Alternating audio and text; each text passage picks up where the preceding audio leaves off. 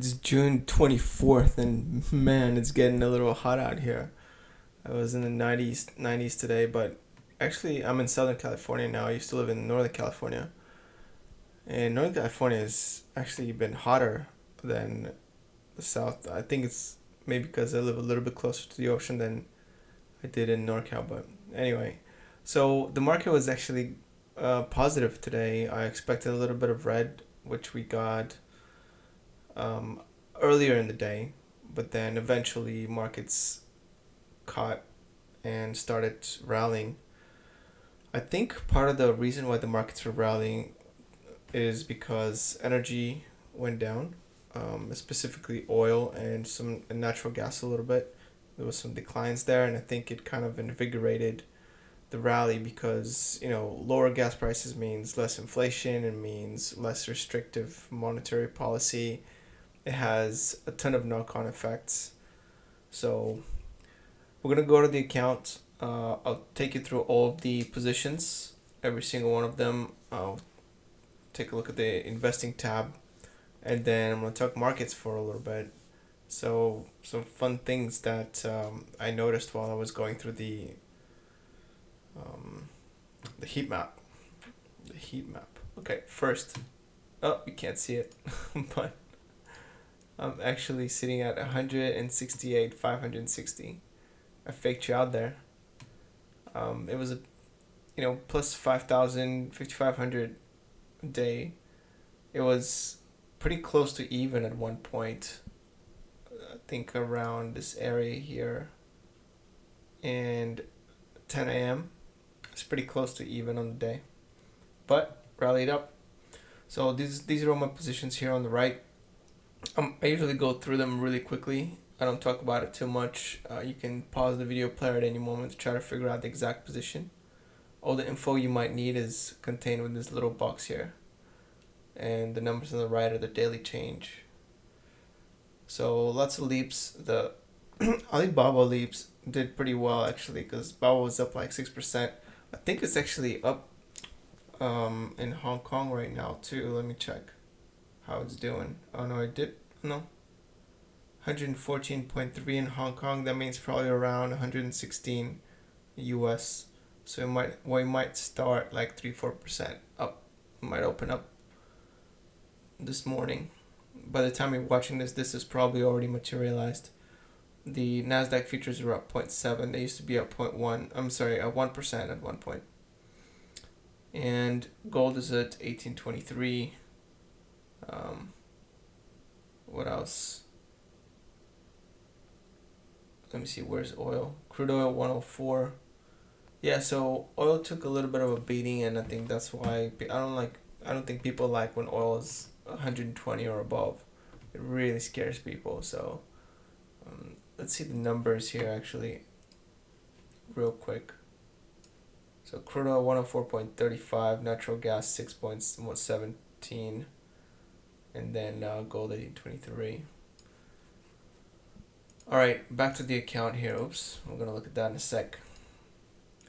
So these are all the options plays. The leaps did really well. Don't mind that 14,000% is just it's just a very very thinly traded contract for obvious reasons. VIP shops is at $10 now. I'm nowhere near 30 when I bought this, so it's a huge loss. But I'm still, holding on to the contract in hopes that by January things might spike up.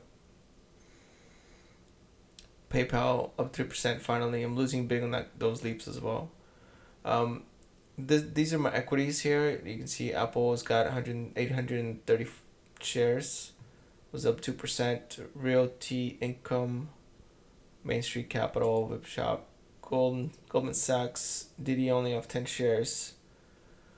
Smith & Wesson actually rallied up quite a bit, and then Paramount up 1%. Smith & Wesson was up 9%, over 9% on the day. Then it dropped a bit after hours. So it was doing work. But then the after hours action kind of, slowed it down a little bit. I would like for this to hit 15 or at least stay around 15 so I can keep selling calls on it. So that'd be great. I don't want it to drop any further than this really. And lastly, Paramount gained a little bit. I really want Paramount to have some kind of aggressive move upwards because tomorrow, which means today when you're watching this, because I actually bought a call. I want to get my money back, especially since I never do well when I buy short-term calls or puts. It's just like a rule with me. For some reason, I lose almost 100% of the time. Like, I don't know how it's going on, how to do this. Sometimes I'll be like, okay, I'm convinced that I'm going to be buying a put here. And then I'll do the opposite, right? Because I have such a good track record of being wrong on the short term. And so I'll buy a call instead of buying a put, thinking like, okay, well this time obviously if I'm gonna buy this, and then of course I'll lose money again. So I have like almost 100% losing rate. Oh man, when I try to pick a direction in the short term, it's so bad. So I try not to do it much and I only do it like $50, $75 if I have some extra money in the account that I wanna, spend on some downside insurance or something. But I should really stop doing that. It's just eating into my gains and it accumulates to um, slowing down my account performance. So I haven't really won on any of them so far. So hopefully I win on at least on this contract. I think Paramount has a chance to go higher tomorrow. Okay, the investing tab, if you are interested. My margin is still really high. It's 40.76%. I sold 5 shares of Goldman Sachs to boost it up a little bit. Now, 40.76 means that I'm almost 82% leveraged, right? Because as I mentioned a lot, 50% means that 50% of the account is margined out, which means I'm levered 100%. The account sorted by total return, Apple Realty Income VIP Shop, and then sorted by equity, Apple, Goldman Sachs, Main Street, Paramount. Number 4. What else can I show you here? Oh yeah, the week performance. So these are really enjoyable by most people. So on the day it was 3.6%, the week 7.36% in the positive. 1 month 7.91, almost the same. 3 month down 11.15, down 11.15, and the 1 year down 2%. So these are the big ones here.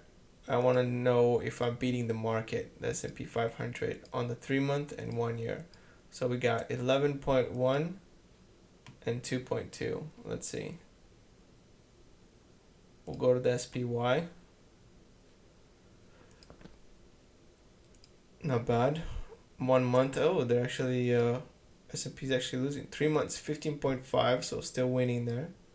And the 1 year is minus 11. I'm minus 2.2, so it's good. So I'm doing better than the S&P 500 on all the metrics. So that's great news. Hopefully I'll continue to do that. Still have some buying power. What I did is I sold some puts against Paramount Global. So you can see the contracts here that I have specifically for Paramount. I got 6 puts that I've sold at the $24 strike price that expire tomorrow. So that's like 6 times 3 is 18. So $78. So good at math. Then I'm going to be collecting from these contracts if Paramount does not go below 24. But if it does, I'm going to be collecting another $600, 600 shares in Paramount. It's going to become like my second biggest position by a long shot. So we'll see what happens there. The markets today. Oh, this is actually this is FinViz, the heat map. Let's take the world. So let me zoom that out a little bit for you. All right. So I like to look at the full map because it's like everything at once. Can you see it all right? You're kind of missing the bottom left corner, but it's just some regional banks down there, no big deal. Tech had a big rally, and I think it's all related from the oil price. Honestly, I think that you can see the oil sector just dropped, which is the inverse of what happens over the last like 6 months. You see that? So today was kind of an inverse day. All the areas that were green are red, and all the areas that were red were green. Except what is it? Healthcare. Let's see. One day, 6 months. Yeah, except healthcare. I think wins no matter what. 1 week performance, healthcare wins no matter what. Oil's actually been doing fairly down, and the tech's been holding up pretty well in the week. Um, so one thing I'll notice here is when I sorted by exchange traded funds, I noticed that there's really big competition for capital in these ETFs. They're very kind of ubiquitous in size. It looks like. Um, There's some really small ones, but most of them are about the same size, it seems. Or at least most of the big ones that people use. So it's just an interesting phenomenon because the individual stocks definitely don't look like that, right? They're very much asymmetric. So you have Apple is just dominating. It looks like Apple is like, I don't know, what, 5% of the global market cap. It seems like it's enormous. Even bigger part of the S&P 500, obviously.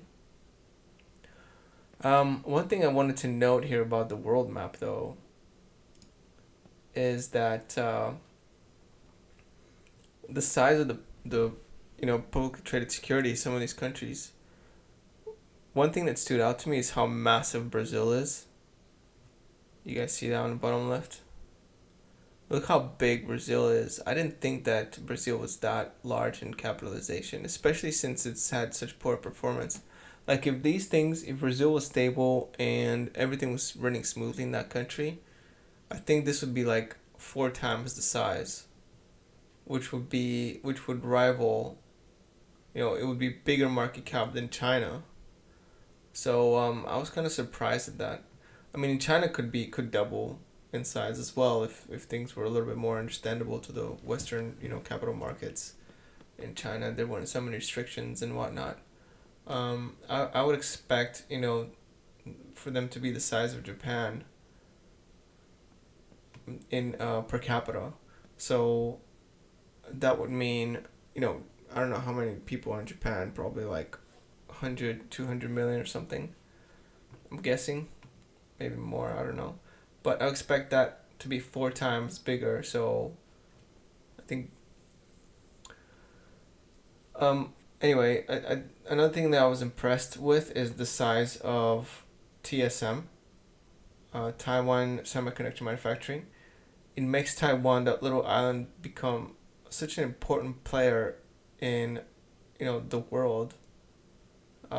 It's easily the biggest company by market cap outside the US. It's an absolute animal.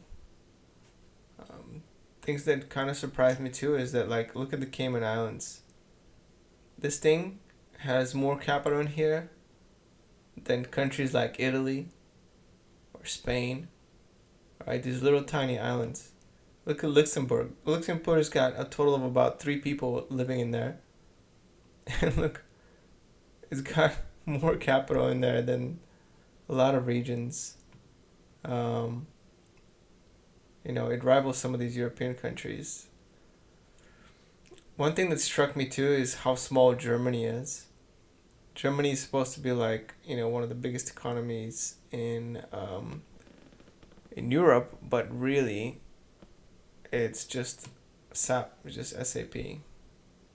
France got more capital in there between their two big giants. Another thing that was worth noting is the little tiny country of Switzerland is like 2 times bigger than Germany.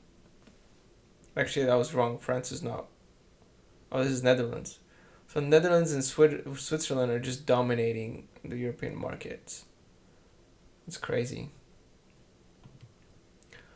So one trend's for sure though is that a lot of the financial, like, capital markets of the world are taking up a lot of market share. So I don't know where Singapore is. Let me try to find Singapore in here. But Australia, it's a small country anyway. Not by land mass, by population. There's Singapore. It's about, I don't want to say as big as Australia, but, as big as Spain. So this little tiny, spot in Southeast Asia is got as much market cap as, a country like Italy. So it's pretty interesting to note like how where the money is really concentrated in the world. So what does that tell me is that I think that the financial wing of the world is actually a big source of like store of wealth, I guess. Not store of wealth, but investment gravitation type of entity, right? It's a very inflated financial system, is what I'm trying to say, relative to everything else. I mean, commodities are struggling to get capital, right? And tech is basically the biggest in commerce, tech and commerce. All right, this is enough playing with charts. I'm gonna end it over here. It's already been 16 minutes just for an account review. So hopefully you got all that. I have no new ideas for this week. I'm planning on still hoping. That's my strategy right now. Hope is a strategy that Goldman Sachs and Paramount go up next week, so I can start selling some calls and get some income, because I've just been waiting, and it's kind of draining. If I'm not making capital, probably losing capital. So actually that was a bad saying, probably not true. Anyways, I'm rambling, so I'm gonna cut it off. I want to make some more company videos, by the way. So if you have a company that you'd like me to review, just leave the symbol down below. I just did one on Paramount, which is one of the companies I own, so you can check that out. What else surprises me is that how low of a view count my wheel option strategies video and my volatility arbitrage video got, which is, it's like the secret sauce of everything that I know right there, everything I figured out ever. So maybe I'll leave the links in the description so you guys can check those videos out. All right, that's it for now. Peace out.